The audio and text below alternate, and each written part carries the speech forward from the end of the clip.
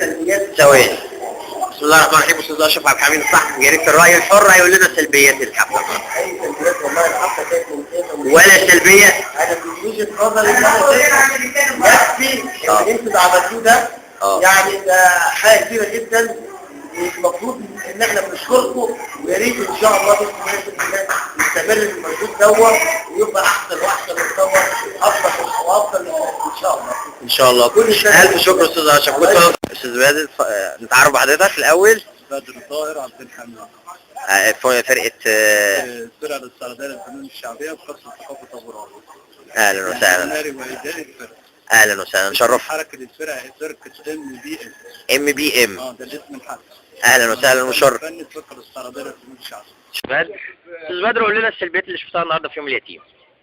هي كلها بتختص بتنظيم المهرجان. تنظيم. حاجات تنظيمية. الحاجات التنظيمية، الفقرات. الفقرة دي هتبدأ امتى؟ هتنتهي امتى؟ مين الأول مين الثاني؟ الأول هتبدأوا إن أنتوا تقولوا مثلا تكرموا الناس وتوزعوا الهدايا. كمان لما كان بيجي مسؤول مثلا أو أي شخص تروح قاطعين فقرة أو استعراض شغال عشان تقولوا الشخص ده موجود. حبيبنا بقى. المفترض ان انا بقول اسيب العرض يشتغل للاخر. وبرحب بالسيد المسؤول الفلان او الضيف الفلان او شكرا على وجوده ومساعدته معانا. ونكمل النشاط لاخره علشان المهرجان يبقى كويس. هو لو في تنظيم احسن. يعني هي سلبياتنا كلها تنظيميه في المدرسه. ثاني حاجه الموقع. الموقع مش مناسب. الموقع مش مناسب ولا مجهز كمكان للعروض المزدهجه، عروض الفنون الشعبيه اللي احنا بنعرضها. الشمس لسه الناس قاعده.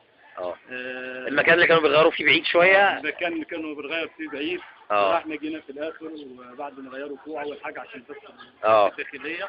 نزلوا تحت وعملنا لهم زي الصاله كده يدخلوا ويطلعوا منها. في مبادئ بالناس كتيرة وفي ناس كتيرة متحمسة جدا جدا وعايزة تشتغل. الحمد لله. يعني عندنا ناس كويسين برضه. لا جدا. الحمد لله. تصور يعني عندكم واحد او اثنين الموضوع كله. طيب الحمد لله. والاستاذ طبعا طبعا اكيد مفيش اي سلبيات تانية غير التنظيم. انت الموقع نفسه. تجهيز الموقع. تجهيزه بالحاجات. طب انا عشان انت اللي بيتكلم المفترض كان عليه شغل جه من الساعه 9 البيت جاي لي 11:30. طيب يبقى وقت حكي في ايه؟ عادي يعني كل ده ينزل على النت عادي. انا محايد جدا. ينزل. ماشي انا محايد جدا. استاذ نائد شفتي اي سلبيات من اي حد تاني؟ كريم كل سنه وانت طيب بمناسبه يوم اليتيم وحابب تقولي لكل الزملاء وكل اولادنا وكل اللي شافوا. سعيد اليوم النهارده كان يوم جميل فعلا والزملاء كلهم كانوا تعاون لا يسبق له اسمه. الحمد لله. تعاون يعني. بمعنى كلمة تعاون. يوم كان جميل بفقراته بالناس اللي كانت موجودة فيه بالتعاون الكامل.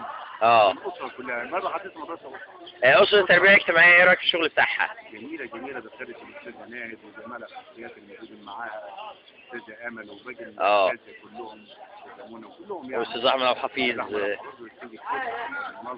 والأستاذ خلف كان مسؤول عن المطعم النهارده. الحمد لله. المطعم والطبخ. كل حاجة فيها طبخ فيها الأستاذ خالد. أكيد.